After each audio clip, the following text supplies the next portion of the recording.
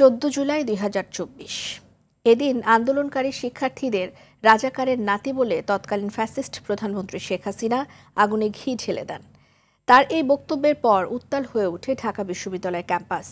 রাতে হলের তালা ভেঙে বিক্ষোভ করেন ছাত্রীরাও। এদিন শিক্ষার্থীরা গণপদযাত্রার পাশাপাশি রাষ্ট্রপতি এবং জেলা প্রশাসকের কাছে স্মারকলিপি দেন। সেদিনের কথা জানাচ্ছেন শাকিবুর রহমান।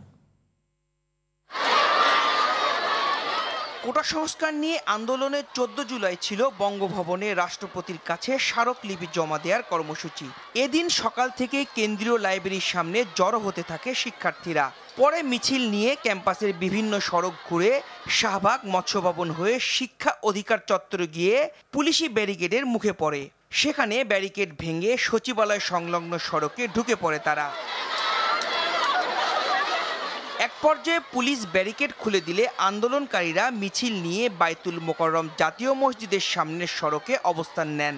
পরে নাহিদ ইসলামের নেতৃত্বে 12 জনের একটি প্রতিনিধি দল বঙ্গভবনের স্মারকলিপি জমা দেয়। এদিন বিকেলে ক্ষমতাচ্যুত প্রধানমন্ত্রী শেখ হাসিনা সংবাদ সম্মেলনে কোটা সংস্কার নিয়ে আন্দোলনকারী শিক্ষার্থীদের রাজাকারের নাতি বলে যৌক্তিক দাবিকে অবজ্ঞা করেন। মুক্তিযোদ্ধাদের নাতিপুতিরাও পাবে না, তাহলে কি রাজাকারের নাতিপুতিরা পাবে? এই বক্তব্যের পর ফুঁসে ওঠে বিশ্ববিদ্যালয়ের ক্যাম্পাস। রাতেই হল থেকে মিছিল নিয়ে শাহবাগে অবস্থান নেয় শিক্ষার্থীরা। স্লোগানে স্লোগানে প্রকম্পিত হয় গোটা এলাকা। রাতে হলের তালা ভেঙে বিক্ষোভ করেন ছাত্রীরাও।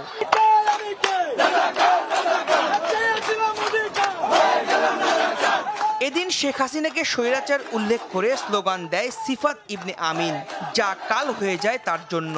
পরদিন ছাত্রলীগ ও পুলিশ হামলা চালায় সিফাতের বাসায়।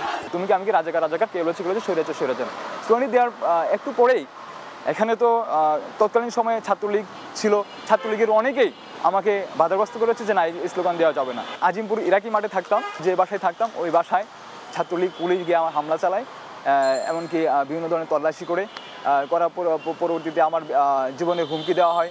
আন্দোলনকে তুচ্ছ করে শেখ হাসিনার দেয়া বক্তব্যে বিস্ফোরণ ঘটে শিক্ষার্থীদের মনে। সারা দেশে অগ্নিস্ফুলিঙ্গের মতো ছড়িয়ে পড়ে আন্দোলন। শাকিবুর রহমান, RTV, ঢাকা।